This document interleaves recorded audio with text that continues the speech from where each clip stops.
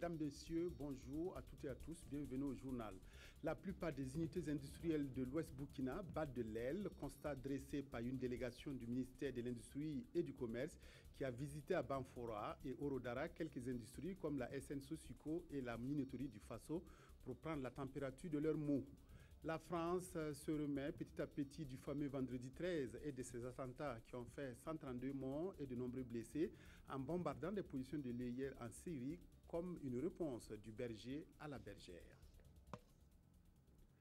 Après Bobo Dioulasso, la délégation du ministère de l'Industrie, du Commerce et de l'Artisanat a poursuivi sa tournée à l'ouest consacrée aux unités industrielles en se rendant à Bafora et Orodara. La SN Sosuco, la minoterie du Faso, la Sotrabe et Dafani ont été visitées. Toutes ces unités visitées, excepté Dafani, traversent une mauvaise passe. La réflexion est donc lancée pour leur réhabilitation. Lamine Karantao, Karim Sissé. Les unités industrielles de Banfora, comme la Sotriabé, la minoterie du Faso et la SN Sosuco, traversent des moments difficiles. La SN Sosuco, fermée pour cause de grève des agents qui demandent le départ du directeur général. À la Sotriabé, c'est un arrêt de travail depuis 2014 du fait du coût élevé de la matière première. Et la minoterie du Faso, toujours en réhabilitation. Le gouvernement a fait un effort en nous donnant le nécessaire pour réhabiliter les machines. Donc il nous reste maintenant un effort pour nous permettre de commander le blé pour lancer la production véritablement. Si tout semble être sombre à Banfora, ce n'est pas le cas à Orodara avec Dafani. Ici, l'entreprise se porte à merveille. Beaucoup d'efforts ont été faits pour que la société puisse se relever. Et depuis 3 ans, nous avons un fonctionnement tout à fait normal. Nous avons des ventes qui ne cessent de croître. Le secrétaire général du MECA dit avoir pris bonne note des doléances. Sibrissa nous promet qu'elles seront étudiées au cas par cas. Si nous voulons vraiment avoir des entreprises concurrentielles, il faut un tout. Il faut qu'elles développent de bonnes stratégies commerciales. Il faut qu'elles soient vraiment battantes.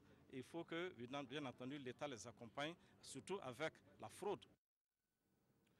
Le ministère de l'Économie et des Finances forme ses cadres pour une bonne maîtrise des nouvelles réformes sur la gestion des finances publiques. Cette formation sera sanctionnée par un master et certificat professionnel en audit et contrôle de gestion basé sur le risque dans le secteur public. Alassane Zéo, Bouma Ernest Nebié. Au nombre de 20, les participants à cette formation viennent de l'Inspection générale des finances et de la Direction générale des marchés publics et des engagements financiers. Ce renforcement des capacités opérationnelles des cadres du ministère de l'Économie et des Finances en matière de contrôle et de gestion des finances a pour but de leur permettre de mieux maîtriser les nouvelles réformes introduites par le gouvernement de la transition dans la gestion des finances publiques. Les contrôleurs financiers, dans le cadre de cette réforme-là, seront amenés à faire du contrôle a priori, ce qui est classique, mais également du contrôle a posteriori, mais ils doivent surtout émettre des opinions sur la qualité de la gestion des ordinateurs. La formation est assurée par l'Université Senghor d'Alexandrie en collaboration avec l'ENAREF et le CERPAMAT, le Centre de recherche panafricain en management pour le développement. Nous avons 3 unités d'enseignement.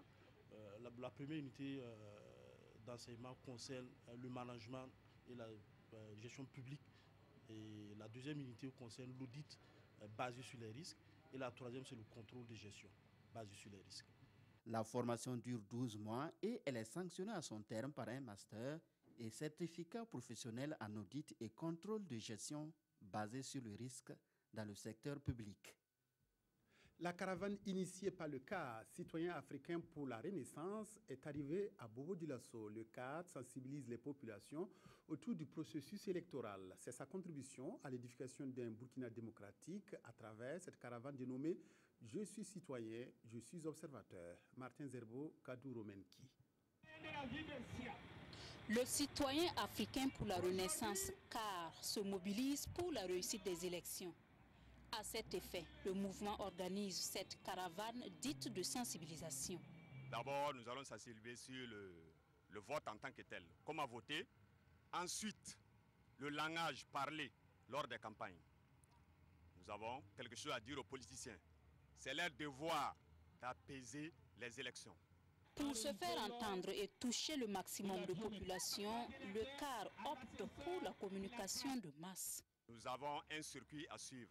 Nous allons prendre les grands artères de la ville de Bobo-Dioulasso et les endroits où nous allons rencontrer le monde, ça veut dire le grand marché, qu'il soit le grand marché. Partout où on peut rencontrer le monde, on y sera ce soir. Le citoyen africain pour la Renaissance invite les populations à demeurer mobilisées pour les élections, et ce, du début jusqu'à la fin du processus.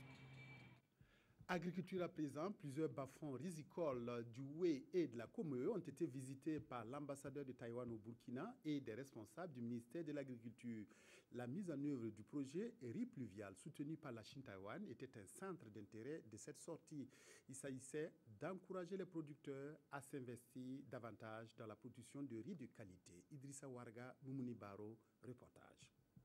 Produite sur une superficie d'1,25 hectare dans la plaine aménagée de Bama, les deux variétés de riz, la TS2 et la FKR 19, constituent la semence de base. Ces variétés sont résistantes et ont un fort potentiel de rendement selon les chercheurs.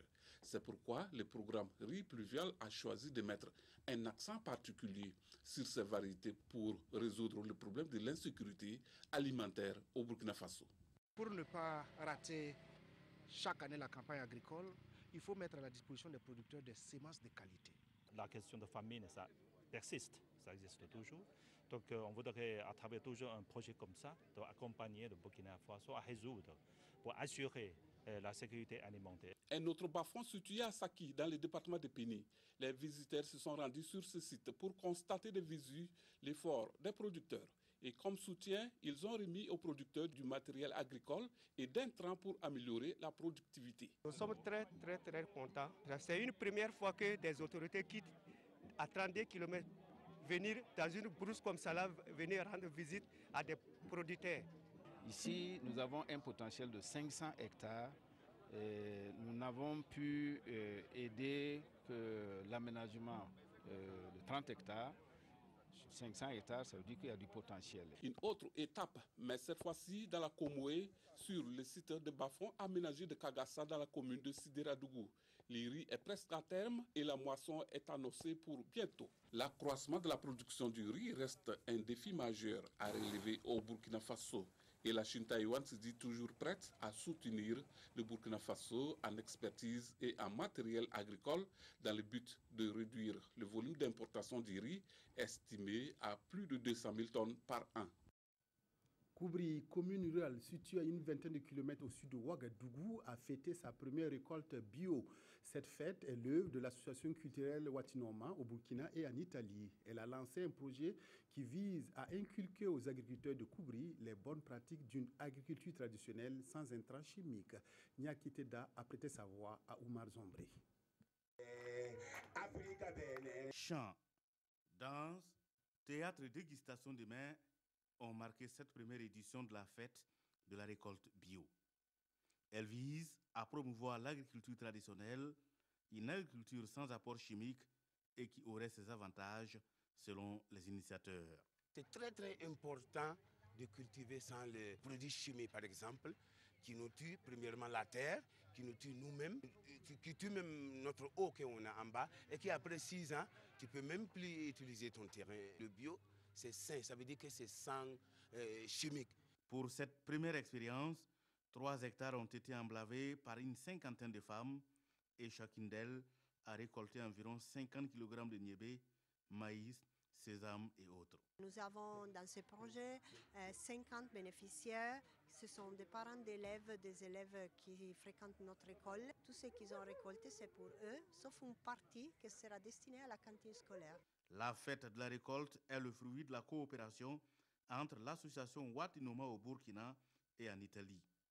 Les promoteurs espèrent que cette pratique prônée à travers le projet va faire école pour la préservation de l'environnement. Avant le démarrage des festivités, une minute de silence a été observée à mémoire aux victimes des attentats de vendredi dernier à Paris. Football, étalon écureuil, rencontre décisive pour la qualification au troisième tour des éliminatoires de la Coupe du Monde se dispute demain au stade du 4 août. À l'aller, les Burkinabés s'étaient inclinés à Cotonou sur le score de 2-1 et devraient jouer leur va-tout s'ils veulent se qualifier pour les matchs de poule. Lassina Savargo. Battu 2-1 à Cotonou jeudi dernier au match aller, l'équation est bien posée pour gagner ton et ses poulains. La solution pour les étalons est de battre les écureuils de Bénin dans le jardin du stade du 4 août. Chaque match est différent. Là, on sera chez nous. On n'aura peut-être pas l'animosité qu'on a connue là-bas, ni par rapport à l'échauffement de nos remplaçants, ni par rapport à l'arbitrage. Je pense que là, on peut miser sur notre jeu. À l'avant-dernier entraînement, le groupe était quasi complet. Charles Caboret est de retour. Sur le forfait, Jakari Diakone en délicatesse avec son genou. L'intensité est là dans les exercices et une implication des joueurs qui porte à croire que le coup est jouable ce mardi soir. Si notre équipe est bien concentrée, bien motivée, si elle a la patience tout en allant tout de suite quand même à un pressing très haut pour marquer ce premier but le plus tôt possible, je suis très confiant dans mon équipe et persuadé qu'on pourra faire la qualification. Il faut marquer au moins un but. Ça ne sera pas facile. Les Béninois vont venir avec beaucoup de confiance et beaucoup d'envie. Maintenant, c'est à nous de savoir comment les prendre et puis déjà faire un bon match, les déstabiliser et se qualifier parce que c'est important pour nous et c'est important pour le moral. Une solidarité de corps et d'esprit et une efficacité seront nécessaires pour continuer à rêver de Russie 2018. Les étalons seront-ils capables? La réponse ce mardi sous le coup de 20h. Le bilan des attentats de Paris s'est alourdi. On parle maintenant de 132 morts. L'enquête s'est accélérée avec de nombreuses perquisitions et arrestations en France et en Belgique. D'autre part, des chasseurs français ont bombardé hier des positions de Daesh en Syrie comme une réponse du berger à la bergère. 2 jours après ce déchaînement de violence, une messe a été célébrée à Notre-Dame de Paris par l'archevêque André XXIII. Plus d'1 millier de personnes étaient réunies hier en la cathédrale Notre-Dame de Paris pour rendre hommage aux victimes des attentats. Parmi les anonymes, la maire de la ville, Anne Hidalgo, l'ancien président Valéry Giscard d'Estaing, les anciens premiers ministres François Fillon et Alain Juppé, ou encore le président de l'Assemblée nationale, Claude Barthelone. Le fait d'être là, c'est juste se recueillir et d'avoir une pensée pour ces enfants, pour ces jeunes et pour ces blessés aussi qui sont entre la vie et la mort. Voilà. Et c'est surtout ne pas céder à la haine et à la tentation de rejeter l'autre. J'ai ressenti un profond sens de l'humanité, ajoute ce Nord-Irlandais. Tout le monde n'était pas catholique, pas de la même religion, mais cela a rassemblé les gens. Je pense que c'était respectueux, il y avait un sentiment de communion. Tous ont répondu à l'appel de l'archevêque de Paris, André XXIII. Les attentats de Paris et la tragédie font la une de tous les quotidiens de ce lundi qui comprennent difficilement ce déchaînement de haine et de violence. La revue de presse est signée Sibidi Issa Lankwande. Attentats de Paris, les quotidiens reviennent largement sur ce vendredi sanglant qu'ont vécu les Français. Des attentats qui ont fait 129 morts et plus de 350 blessés et revendiqués par l'État islamique. Soudain, la multinationale de la violence a frappé en plein cœur de la capitale française, écrit aujourd'hui au Faso. C'est un uppercut d'une violence inouïe qui a laissé la France et les pays occidentaux groggy, au point de forcer le président Hollande à décréter l'état d'urgence et à réinstaurer les contrôles aux frontières. Ce vendredi 13, l'ombre tant redoutée de Thanatos a plané sur Paris et devant une telle hécatombe, l'on ne peut que s'incliner devant la mémoire de ces innocents êtres humains. Mais, précise aujourd'hui au Faso, cela ne fait que rappeler ce qui se passe quotidiennement sous d'autres cieux à Maïdougouri, Fotokol, Damasak ou encore N'Djamena, où Boko Haram sème la mort de façon similaire. L'une des pires dates de l'almanach des mordus de la paraskevidécatriaphobie, la phobie du vendredi 13, au bilan effroyable selon l'observateur Palga.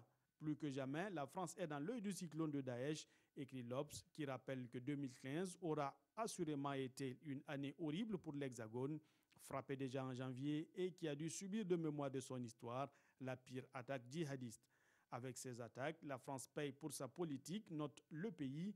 elle qui, au nom de la démocratie, a déclaré la guerre au terrorisme en s'incrustant avec ses alliés en Irak, en Libye et encore plus récemment en Syrie. Reste maintenant à savoir comment sortir de ce guêpier, s'interroge le journal. François Condé, technicien à la RTB2 Boucle du Monde, décédé le 14 novembre dernier, a été conduit hier à sa dernière demeure à Dédougou. Le technicien était sur la brèche depuis 1979. François Condé nous a quittés à l'âge de 57 ans. Il a été inhumé en présence de parents, amis et confrères. Reportage Yves Rwamba, Siriki Milo. C'est ici au cimetière route de Tionki qui repose désormais notre collègue François Condé. Né le 2 septembre 1958 à Dédougou, l'homme que le ministère de la Communication pleure a intégré la RTB en 1979. Il servira successivement à Radio Bobo, Radio Gawa de 1987 à 2001, avant d'être affecté en octobre 2001 à la RTB de Boucle du Mouhoun, où il a servi jusqu'à sa disparition. Ce que je retiens de l'homme, c'est qu'il est avant tout sociable. Condé est sociable. Il ne garde pas quelque chose au cœur. S'il a quelque chose à vous dire, il vous dit. Ce qui m'a toujours marqué de lui, c'est surtout la solidarité, l'amour, l'estime qu'il a pour les autres.